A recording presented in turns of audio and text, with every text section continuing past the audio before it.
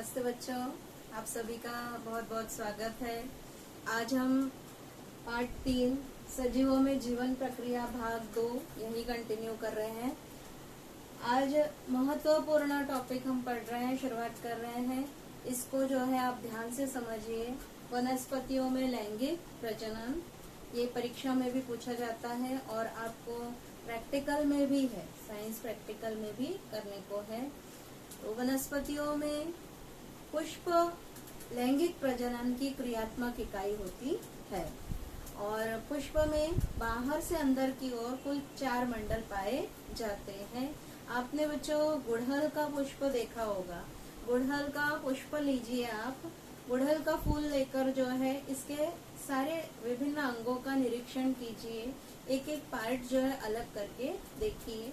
चलिए हम इसको आकृति द्वारा समझते हैं। यहाँ पर देखिए बच्चों, गुड़हल का फूल दिखाई दे रहा है आपको। अगर आप गुड़हल का फूल देखेंगे तो इसमें सारे भाग दिखाई देते हैं। पुष्प में बाहर से अंदर की ओर जो है कुल 4 मंडल होते हैं। सबसे पहले ये बाह्य दलपुंज, ये हरे रंग का दिख रहा है, बाह्य दलपुंज। फिर ये दलपुंज लाल रंग का रहता है, ये दलपुंज है। पुमंग यहाँ पर दिख रहा है, पुमंग, ये यहाँ से ये पुमंग है, ये पुमंग है, ये सारे पुमंग है। फिर जायांग, जायांग के ये 3 भाग है, ये यहाँ से यहाँ तक ये जायांग है, अंडाशय, वर्तिका और वर्तिकाग्र। अब पुमंग और जायांग, पुमंग और जायांग ये प्रजनन का कार्य करते हैं, इसलिए इन्हें आवश्यक मंडल कहते हैं।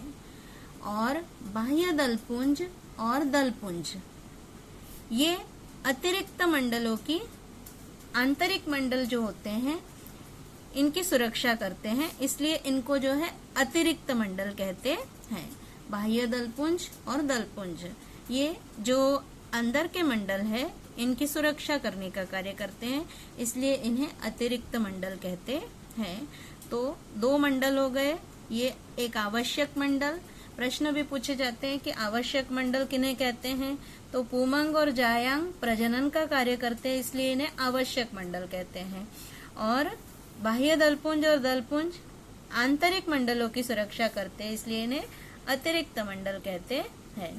बाह्य दलपुंज के घटक दल जो होते हैं उन्हें पिच्छक कहते हैं। बाह्य दलपुंज के घटक जो होते हैं इनको पिच्छक कहते हैं। ये हरे रंग के होते हैं, ये क्या है, हरे रंग के होते हैं। दलपुंज के घटक दलों को क्या बोलते हैं, पंखुड़ी कहते हैं। दलपुंज को क्या बोलते हैं, घटक दलों को पंखुड़ी कहते हैं। ये अलग अलग फूलों में अलग अलग रंग की पंखुड़ियां पाई जाती है। इस तरह से ये फूल के पूरे भाग हो गए। अब पुमंग जो होता है, पुमंग ये नर दल होता है। क्या होता है, नर दल होता है। इसके घटक दलों को पुंकेसर कहते हैं। ये पुमंग जो होता है इसको क्या बोलते हैं, पुंकेसर भी कहते हैं। जायांग, ये जायांग है। जायांग यह स्त्री दल है, इसलिए इसके घटकों को स्त्री केसर कहते हैं। ये पुंकेसर हुआ और ये स्त्री केसर हुआ। अगर एक ही पुष्प में पुमंग और जायांग दोनों मंडल होते हैं, मतलब ये गुड़हल का पुष्प जो है इसमें देखिए पुमंग भी है और जायांग भी है। अगर दोनों मंडल पाए जाते हैं तो ऐसे पुष्प को उभयलिंगी पुष्प कहते हैं। तो गुड़हल का पुष्प में पुमंग भी है और जायांग भी है, इसलिए गुड़हल का फूल क्या हो गया, उभयलिंगी कहलाता है। अगर पुष्प में ये दोनों मंडल में से एक ही मंडल हो तो ऐसे फूलों को एक लिंगी पुष्प कहते हैं। यहाँ पर देखिए पपीते का पुष्प दिखाया गया है। इसमें पपीते के पुष्प में नर पुष्प अलग होता है और मादा पुष्प अलग होता है। अगर केवल पुमंग ही है, इसमें जो है नर पुष्प में केवल पुमंग पाया जाता है, तो ये नर पुष्प हो गया। अगर केवल जायांग ही हो केवल फूल में, तो वह मादा पुष्प कहलाता है। आपको उदाहरण अगर पूछा जाता है कि कौन सा पुष्प जो है एक लिंगी पुष्प होता है, तो एक लिंगी पुष्प कौन से? पपीते के पुष्प जो है एक लिंगी होते हैं, जिसमें नर पुष्प अलग होता है और मादा पुष्प अलग होता है। इसके बाद बच्चों ये आकृति देखिए, अगला हमारा टॉपिक है परागण की क्रिया। परागण की क्रिया महत्वपूर्ण क्रिया होती है, इसे परागी भवन भी कहते हैं। अब परागण यहाँ पर दिखाया गया है। परागण अलग होता है और परागकण अलग है। परागण की क्रिया है। अब ये जो भाग दिखाया गया है, ये पुष्प का जायांग भाग दिखाया गया है। जो बीच में था जायांग, तो ये पुष्प का जायांग भाग दिखाया गया है। स्पष्ट रूप से दिखे इसलिए बड़े रूप में दिखाया गया है। जो नर पुष्प होता है या पुमंग जो होता है, इसके जो है 3 भाग होते हैं। पुंकेसर के 2 भाग होते हैं। एक जो होता है वो परागकोश होता है ऊपर का। यहाँ देखिए पुमंग है जिसको पुंकेसर भी कहते हैं, इसके 2 भाग होते हैं। एक जो डंडी होती है ये पुतंतु कहलाती है, और ऊपर ये देखिए 2 भाग दिखाई दे रहे हैं, इसके 2 लोब्स दिखाई दे रहे हैं। ये क्या कहलाता है? परागकोश कहलाता है। ये देखिए इसके ऊपर परागकोश है और ये डंडी जो है पुतंतु कहलाती है। इस परागकोश के अंदर जो है परागकण तैयार होते हैं। परागकोश के अंदर क्या तैयार होते हैं? परागकण तैयार होते हैं। अब ये परागकण जो है परागकोश से निकलकर वर्तिकाग्र पर पहुंचते हैं। तो परागकोश से परागकण निकलकर जो वर्तिकाग्र पर पहुंचते हैं, स्थानांतरित होते हैं, इसी क्रिया को परागण की क्रिया या परागी भवन कहते हैं। यहाँ पर देखिए परागकोश के परागकण जो है स्त्री केसर के वर्तिकाग्र पर स्थानांतरित होते हैं। इस क्रिया को परागण या परागी भवन की क्रिया कहते हैं। यहाँ स्पष्ट दिखाई दे रहा है। परागकोश से परागकण निकलकर वर्तिकाग्र पर पहुंचते हैं, स्त्री केसर के वर्तिकाग्र पर स्थानांतरित होते हैं। इसी क्रिया को परागी भवन कहते हैं। इसके बाद जो है हमारा अगला टॉपिक है आवृतबीजी वनस्पति में दोहरा फलन। यहाँ पर दोहरा फलन की क्रिया दिखाई गई है। इसको बच्चों ध्यान से सुनिए। परागकण जो है ये अजैविक घटक, हवा, पानी या फिर कोई जैविक घटक है, कीटक है, पक्षी है या किसी प्राणी की सहायता से, अब ये परागकण या तो हवा की सहायता से उड़कर पहुंचेंगे वर्तिकाग्र पर, या तितलियां उड़ती रहती हैं। तितलियां मुख्य परागण की क्रिया का करने का कार्य करती है। तितलियां फूल के ऊपर बैठती हैं, तब उनके पैरों में ये परागकण चिपक जाते हैं और वर्तिकाग्र तक पहुंच जाते हैं। पानी से, हवा से या कीटक से या पक्षी के माध्यम से जो है ये परागण की क्रिया होती है। परागण में जो है परागकण जब वर्तिकाग्र तक पहुंचते हैं, तब ये वर्तिकाग्र जो होते हैं चिपचिपी होती है। इस चिपचिपे वर्तिकाग्र पर परागकण गिरने पर ये परागकण अंकुरित होते हैं, अंकुर निकलते हैं इसमें, और ये अंकुरित होकर इससे एक नलिका निकलती है। देखिए परागकण से एक नलिका निकलती है जिसे पराग नलिका कहते हैं। ये दीर्घ पराग नलिका, इसमें जो है जो परागकण, प्रत्येक परागकण में जो है 2 पुंग युग्मक पाए जाते हैं। ये देखिए यहाँ पर दिखाई दे रहे हैं 2 पुंग युग्मक पाए जाते हैं। प्रत्येक पराग नलिका जो है 2 पुंग युग्मकों का वहन करती है।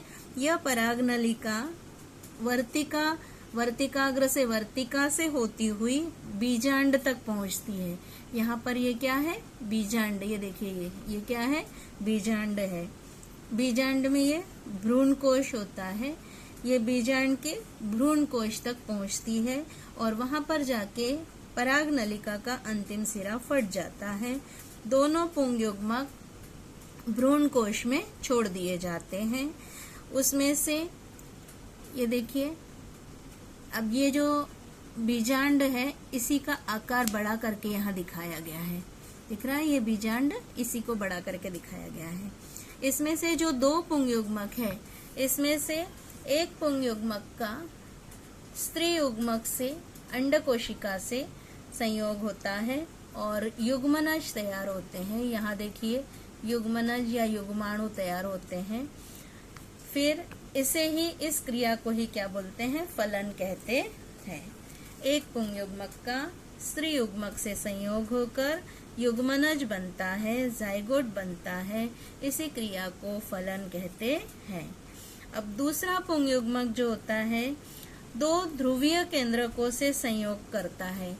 यहाँ दूसरा पुंगयुग्मक दिखाया है। यहाँ पर जो ध्रुवीय केंद्रक पाए जाते हैं 2 ध्रुवीय केंद्रकों से संयोग करता है और भ्रूणपोष तैयार होता है। ये भ्रूणपोष तैयार होता है। इस प्रक्रिया में 2 पुंगयुग्मक भाग ले रहे हैं। एक इधर जो है युग्माणु का निर्माण कर रहा है और दूसरा भ्रूणपोष का निर्माण कर रहा है, इसलिए इसे दोहरा फलन कहते हैं। इस तरह से आवृत्तबीजी वनस्पति में दोहरा फलन होता है। अब फलन की क्रिया के पश्चात बच्चों बीजांकुरण की क्रिया होती है। यहाँ देखिए बीजांकुरण की क्रिया दिखाई है। फलन की प्रक्रिया होने के बाद जो है, जो बीजांड है उस बीजांड का बीज में रूपांतरण हो जाता है और अंडाशय का रूपांतरण फल में हो जाता है। यहाँ देखिए ये जो जायांग का भाग है, इसके 3 भाग है, वर्तिकाग्र, वर्तिका और ये भाग जो है अंडाशय कहलाता है। अंडाशय के अंदर ये क्या पाए जाते हैं, बीजांड पाए जाते हैं।